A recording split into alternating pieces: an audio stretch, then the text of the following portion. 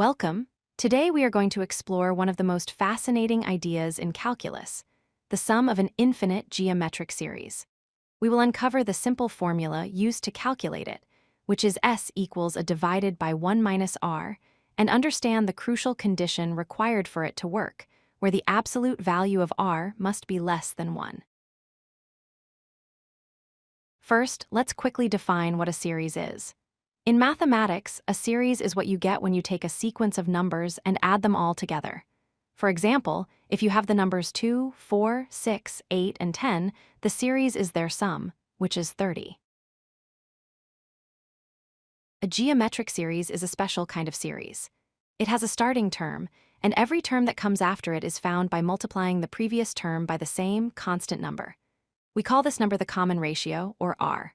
For example, starting with 4 and multiplying by 2 gives 4, 8, 16, and so on. Or, starting with 81 and multiplying by 1/3 gives 81, 27, 9, and so on. This leads to a profound question.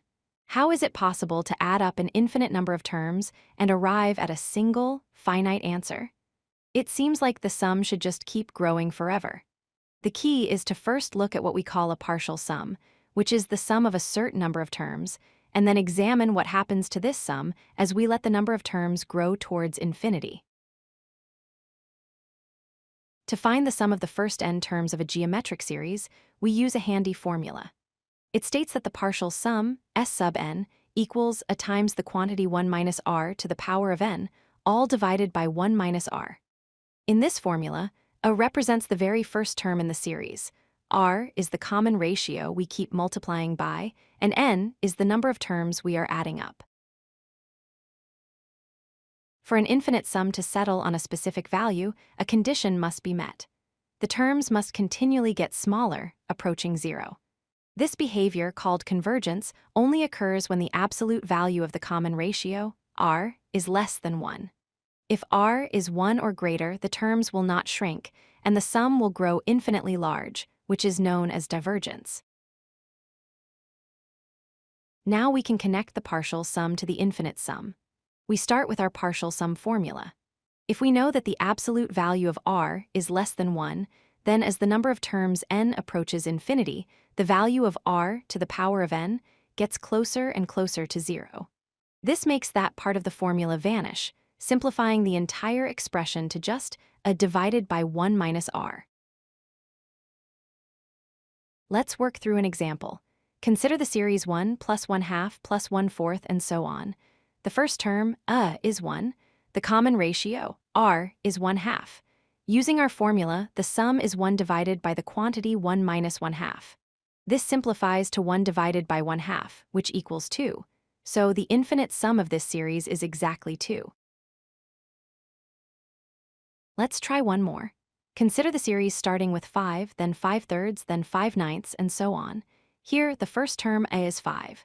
To find the common ratio r, we can divide the second term by the first, which gives us 1/3. Since the absolute value of 1/3 is less than 1, the series converges. Plugging the values into the formula, we get 5 divided by 1 minus 1/3, which is 5 divided by 2/3. This equals 7.5. This concept isn't just abstract math, it appears in various real-world scenarios. It's the basis for Zeno's paradox of motion.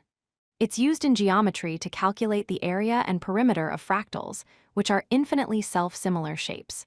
And in finance, it's fundamental for calculating the value of perpetual payment streams, like certain types of annuities.